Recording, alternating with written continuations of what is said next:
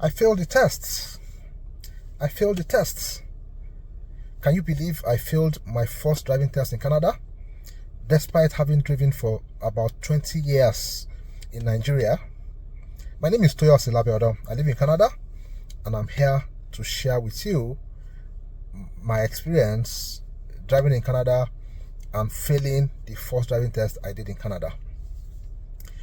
So when I came to Canada some years back, I was able to use my driver's license to drive for 3 months or thereabouts. I landed in Canada in July, and I remember that I was told that I can use my driver's license to drive for like 3 months. So I bought a car the week I landed, and I was driving, with the hope to do the exam before the 3 months lapse.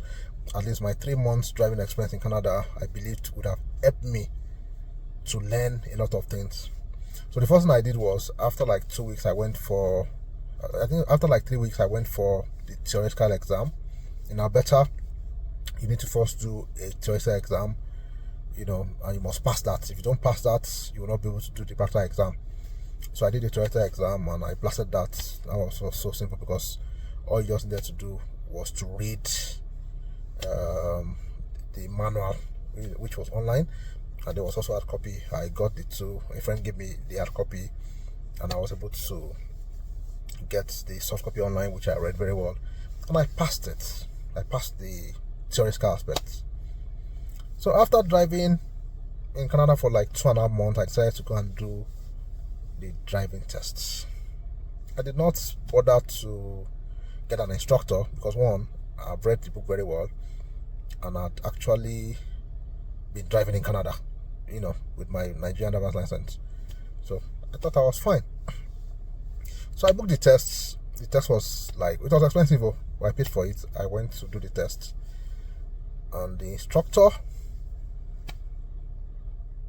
told me I did not pass the first time I did it. I was shocked, and definitely they will tell you what you did. So they told me what I did wrong, and you know what I did wrong? Okay, what I did wrong was that on the acceleration lane that was supposed to be 100 kilometers per hour, I was doing 65 kilometers per hour.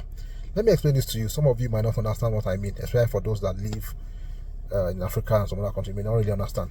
Now, when you are entering the express, there's a lane before the express that leads onto the express. That's what we call the acceleration lane. On that lane, you are expected to run and be at the speed of the express on that lane. That's why it's called acceleration lane.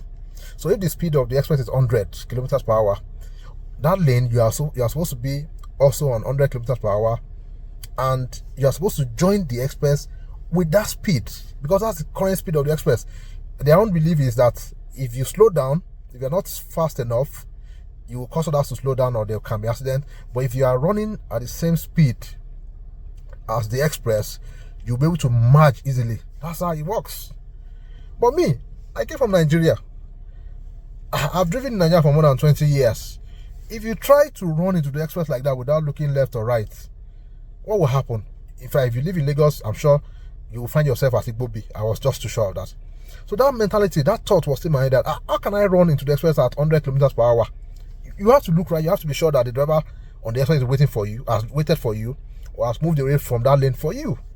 So instead of me running at 100 kilometers per hour to join the express, I started with a good speed. But when I almost got to the express, I slowed down because I was like, I can't just jump it right into the express at 100 kilometers per hour. No, it's never done in Nigeria.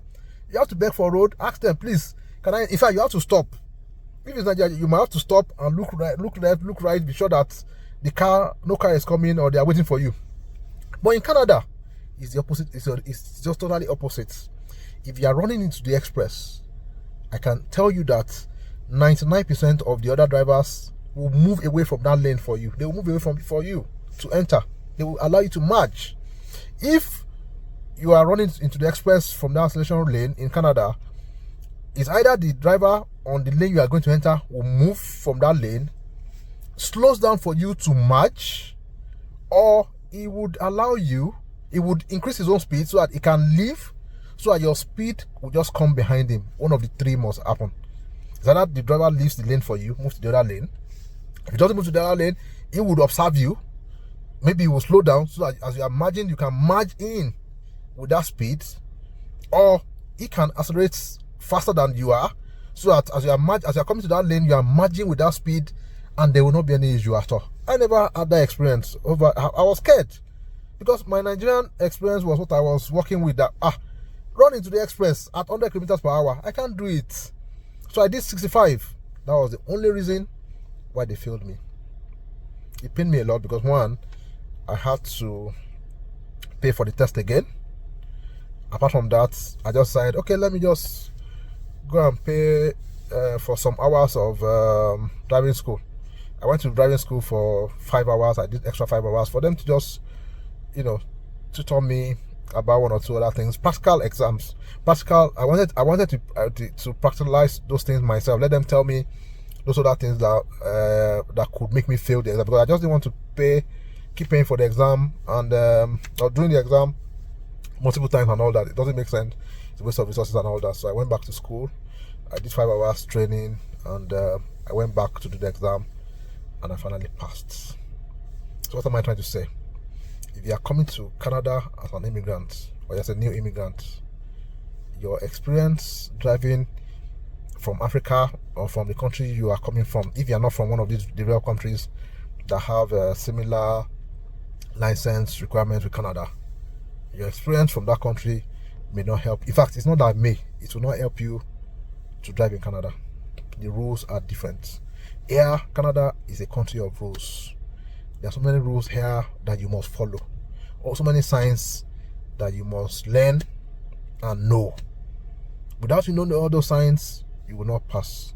In fact, one of the things I was told to do, which they ask many people to do, is parallel parking and all that. I'm sure many people may not even understand what it means. Where the driver actually the instructor took me to a place where there were two cars, and he told me to park in between them, and you have to park well without climbing the curb and all that. In Nigeria, nobody does all that. It's not anybody's business. I don't know if they've changed now, but then, it wasn't a big deal. So the fact that you have driven for 20 years or more in your home country does not mean that you pass the test here in Canada. No, you still need to read. You need to understand how theirs is done, and you need to follow their rules and do it the way they do theirs. Learn all the signs, all the symbols, how to park, a lot, so many things I just need to learn. So this is more for those that want to come to Canada as new immigrants. You want to settle down in Canada, and you're planning to get your driver's license. Be prepared. Don't just think that once you come here, you just go and do the test and you pass. You need to read. You need to understand how it's done here. And I'm sure if you follow all those protocols, you read and follow all the things that you have read, you will pass the exam. The exam is not cheap. It's not cheap. It's a lot of funds. It's a lot of money. You have to pay for. It's a lot of money anyway. So that's just it. So you don't want to just be wasting money paying for numerous exams. Where's the money? Even if you have the money, you can use that money to do other things. So I've passed the exam. Now I drive around very well. I understand it very well. So it's no more a concern. But I don't want you to have the same issue. That's why I feel I should tell you my own experience. This is my personal experience. My own personal experience, not what is what I passed through myself, what I experienced myself. So take notes. Get yourself prepared. Prepare your mind that you need to read. When I was back home in Nigeria, there were so many signs that I don't even know about. But while I was here, I had to learn them, because it's one of the things they will test you for is you following those signs. Yeah, and if you fail that, you're just wasting your money all the time.